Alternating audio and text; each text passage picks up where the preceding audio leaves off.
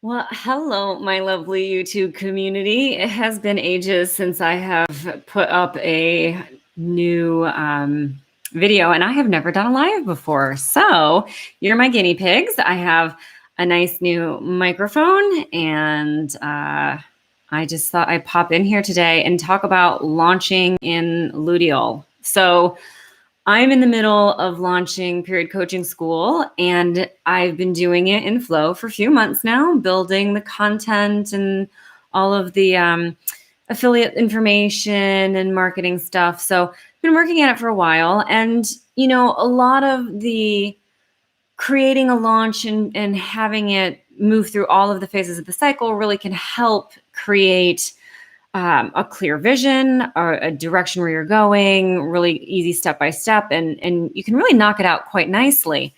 But there comes a point in time where you are in more of the stressful phase of your launch, where things are, numbers are coming in, and you may be excited or disappointed or whatever, but emotions are running high. Something breaks, affiliates get lost. So there's always kind of a stressful section of a launch where you just feel like, oh, good Lord. And unfortunately, that's going to happen in Luteal from time to time, especially for those of you who are scheduling bigger launches and you're having to, schedule them 6 months to a year in advance. You don't necessarily know where you're going to be in your cycle on that particular day of the webinar.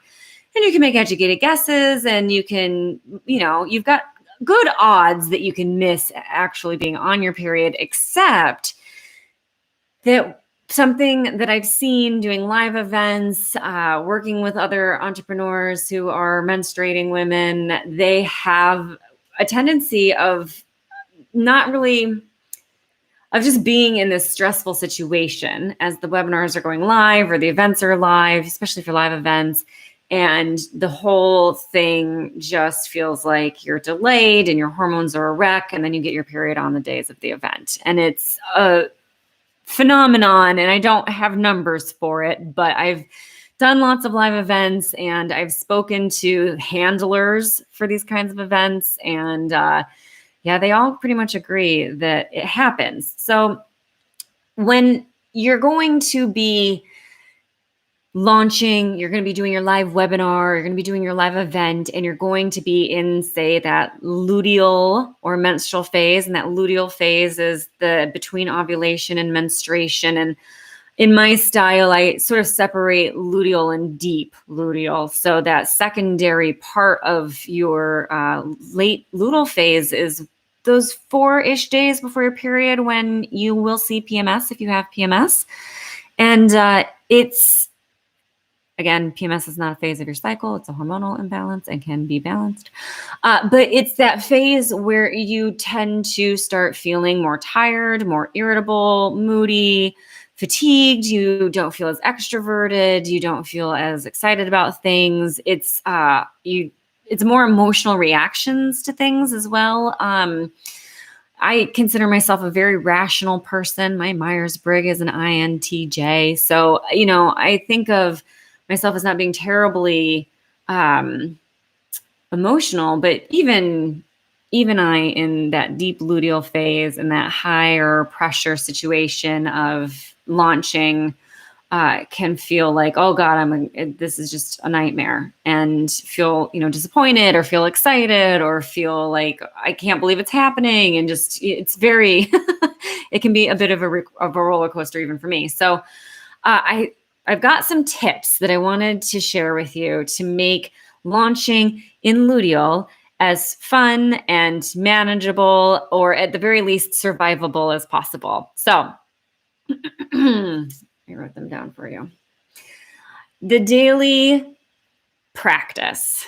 And this is something that brings pleasure. It is something that helps keep your faith.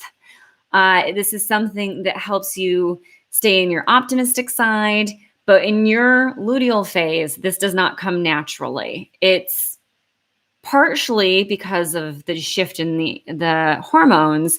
We have a testosterone burst in ovulation, which tends to make everyone feel really super excited about things, except that then the testosterone diminishes and we suddenly don't feel as confident about things that we just felt super confident about a day ago.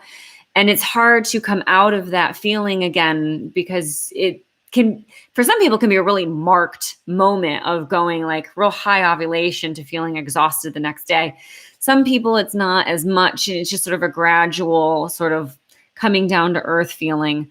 But when you don't understand what's happening, you can start to turn that inward and self-flagellate, blame yourself, second guess all of your decisions, go in and start breaking your launch because you're nervous about things and you're not feeling as confident. So knowing that that's happening and that you're not any less capable as you were the day before, it's just a hormonal shift. And that you're doing something every day that just lifts you up, makes you feel really good, makes you feel pleasure, makes you feel fabulous. You use your senses, right? I teach my sensual system. It's in my book. Use your senses to help engage that feeling. So you're smelling things that bring you pleasure, your sight and sound, you're listening to music or you're not listening to music or whatever it is that makes you feel good and makes your ears feel good and your eyes not tired and not feeling stressed. And, maybe it's a massage, maybe it's laying in savasana and just chilling out for a little bit. But whatever it is that just makes you feel good and pleasure filled, doesn't have to cost a single cent. It can be as simple as going out and sitting in the sun, which is another one of my tips for feeling good in this phase. Go get some sunshine. So, I understand if you live on the ends of the world where you don't get a lot of sunshine and then you need to get probably a UV lamp, but or one of those sun lamps, but you definitely want to get some sunshine in. It's going to help you feel better and help mitigate that coming down testosterone feeling and that lessening of the estrogen as well. Block out some times to rest. So give yourself some space. If you have not planned your launch well enough to have space and time for rest in your luteal and menstrual phases, then you have not given yourself enough time for this launch and you need to do your next one with an extra month. Okay? So you need to have that space so that you're not coming into your launch harried, frantic, and doing 8 billion things an hour in these two phases. So there should be space. So schedule that time. And it doesn't have to necessarily be to nap. It could just be to chill with the family and watch a movie in the afternoon, right? Like it can just be putting on one of your kids' favorite shows and just zoning out on the couch for half an hour. But just give yourself some time to rest and relax and just unplug from the world for a little bit. Don't look at the news. Don't surf social media. Read a magazine, read a book, veg out, go to the beach, take a walk, nap, but just some space for yourself in the middle of the day. Set yourself up well in this phase. So make sure that you've got lots of really good food laying around, preferably in flow foods. Go check out my food and flow playlists. There's all sorts of goodies in the PMS playlist on eating and flow. So don't skip meals. So make sure you have good food. You don't want to skip meals in these two phases. They're nourishing phases. They need to be nourished. So no skipping meals. Give yourself good, healthy carbs. Look for those things like sweet potatoes and buckwheat and make sure you're getting in those really good high fiber foods. But make sure you're eating. So no skipping meals. Batch cook. Make sure you're set up so that as you get more into the decline of that phase, you're feeling relaxed and chill. So batch cook. Set your office up. So if it's messy or if it's just not easily to access the things that you need, set your office up so it's just really super easy. So if you're in a launch, you're likely going to be doing a lot of live videos. You're going to be doing a lot of interviews with people. Set yourself up so that you can record at the drop of a hat, right? So just set your office up. And then after the launch, when everything's done, you can pack stuff away and give yourself that clear space again if it feels good. Or if you love doing lives and jumping in things, just do that. And last but not least, your support team. Make sure that you have people who can be optimistic for you, that can reassure you, that can distract you, that can love you, that can help you.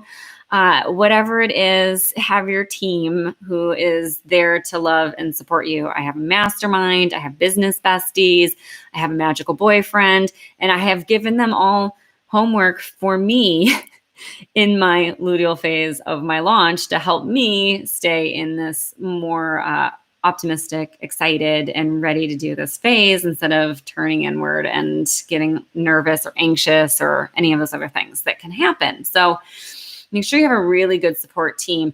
And as always, if you ever need a support team, you're always welcome to join me in the Red Circle Lady Business Facebook group, where we have just a really rad group of people, or in any of my programs, because everyone's rad in those too. But yeah, so I hope that those will help you really move forward powerfully in your launches without feeling like you're getting dragged down this week to 2 weeks in this luteal phase, and really feeling excited and ready to go into the next phases of your cycle and your launches. All right, if you have more questions, always feel free to ask. And of course, I'm inviting you to join me in the Period Coaching School webinar. We're going to talk about period coaching, how you can be successful at it, how you can use it for yourself, for your business, for your clients, how you can become a period coach, or just turn your niche into something that's even more specialized and bio-individual and sexy and exciting by adding period coaching into your business. Check out the link below if you want more information on that, and I'll see you inside.